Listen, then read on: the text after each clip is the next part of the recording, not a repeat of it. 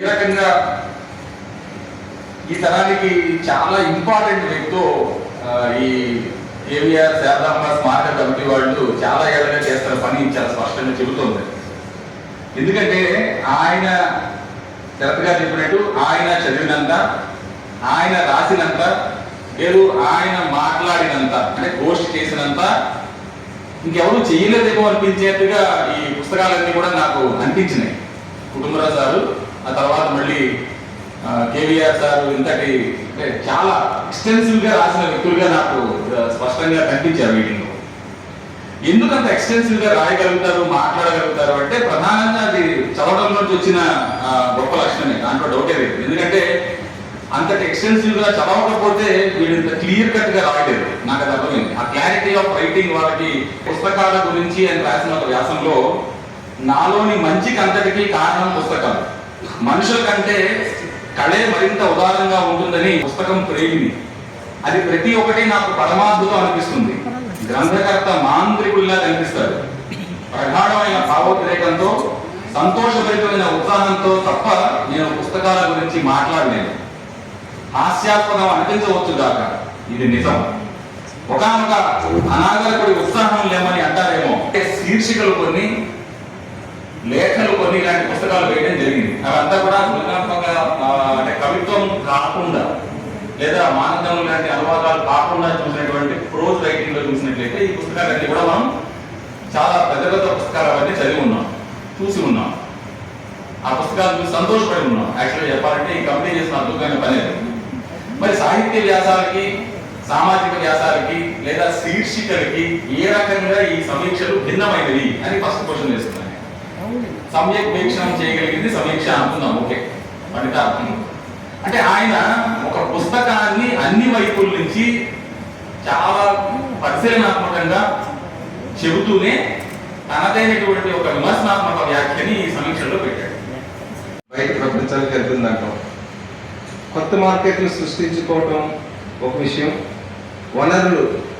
వనరుల కోసం, అది ముడి చవరం అనివ్వండి, లేకుంటే రా మెటీరియల్స్ ఏదన్నా అనివ్వండి, ఏదైనా సరే వనరుల కోసం ముందుకెళ్తుంటుంది.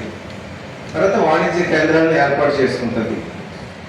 చౌక శ్రమ కోసం కూడా సామ్రాజ్యవాద ఆర్థిక వ్యవస్థ ప్రయత్నం చేస్తుంటుంది. ఇది మెయిన్ పర్పస్ ఆఫ్ ది సామ్రాజ్యవాదం. దీనికోసం పెట్టుబడిదారీ ఆర్థిక వ్యవస్థ సామ్రాజ్యవాదం అనే స్టేజ్తో నిరంతరం అరాచకత్వం సృష్టించి, కల్లోలాలు సృష్టించి, అంతర్యుద్ధాలు సృష్టించి, దేశాల మధ్య ప్రాంతాల మధ్య యుద్ధాలు సృష్టించడం ద్వారా, ఘర్షణలు సృష్టించడం ద్వారా యుద్ధాలకి ముందుకెళ్తుంది అనేది మనం చూస్తూ ఉంటాం.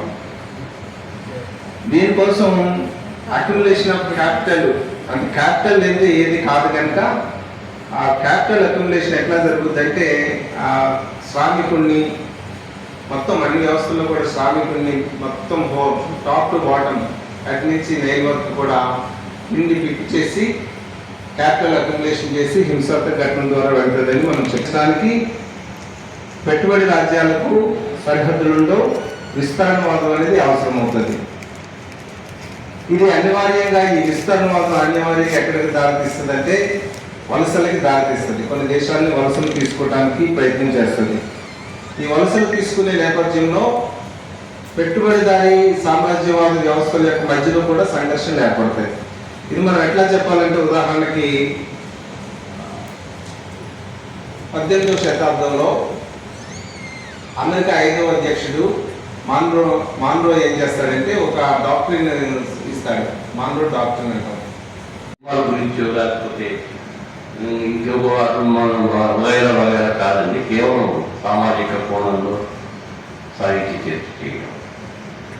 ఉదయం నిద్ర లేచింది మొదలు రాత్రి పడుకునే వరకు కూడా ఆయనకి ఇష్టమైన యాక్టివిటీస్, ఆయన తెలిసిన యాక్టివిటీస్, ఆయన ఆచరించిన యాక్టివిటీస్ ఈ మూడే: చదవడం, రాయడం, సాహిత్య గోష్ఠి.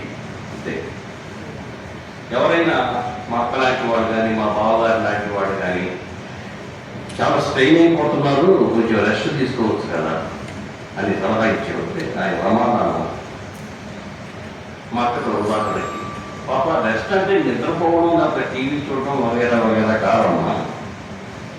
అడిగేవాడు, మీ దృష్టిలో రెస్ట్ అంటే ఏంటమ్మా అని. ఏదన్నా నవలు చదువుకోవడం, లేదా టీవీ చూడడం, లేదా పాటలు వినడం, ఇటువంటివి ఏదైనా చేస్తే రిలాక్స్ కావచ్చు అంటే అవి కాదు రెస్ట్ అంటే. ఒక పుస్తకాన్ని చదువుతూ ఉన్నప్పుడు ఆ చదవడం పూర్తి చేశాక దాన్ని అక్కడ పెట్టి మరో ఒక పుస్తకాన్ని తీసుకుంటా చదువుకునే దానికి ఈ రెండు పనుల మధ్య ఉండే ఆ యొక్క సమయమే అది రెస్ట్ అంటే నా దృష్టిలో అని చెప్పి నేను అనేవాళ్ళు. మాకు అప్పట్లో అది అర్థం కాలేదు, తర్వాత అర్థమైంది. తర్వాత జీవితంలో ఎప్పుడు కూడా ఆసక్తి అనేది తగ్గకుండా ఉండాలి అంటే అది పెద్ద పనైనా కావచ్చు, చిన్న పనైనా కావచ్చు, ఏదైనా సరే ఆ చేసే పనిలో ఒక నిబద్ధత ఉండాలనేది ఆయన నమ్మిన సిద్ధాంతం, ఆచరించిన సిద్ధాంతం. అలా ఉన్నప్పుడే ఆ పని సమగ్రంగా ఉంటుందనేది ఆయన ఒక నిశ్చితమైన అభిప్రాయం. సో ఆయన ఎప్పటికప్పుడు ఒక నిత్య విద్యార్థిలాగా ఉండడం అనేది ఆయన సహజంగా అలవాడిన ఒక లక్షణం అన్నమాట. విషయ పరిజ్ఞానాన్ని పెంపొందింపు చేసుకోవడం పట్లనే ఆయనకి ఆసక్తి ఉండేది.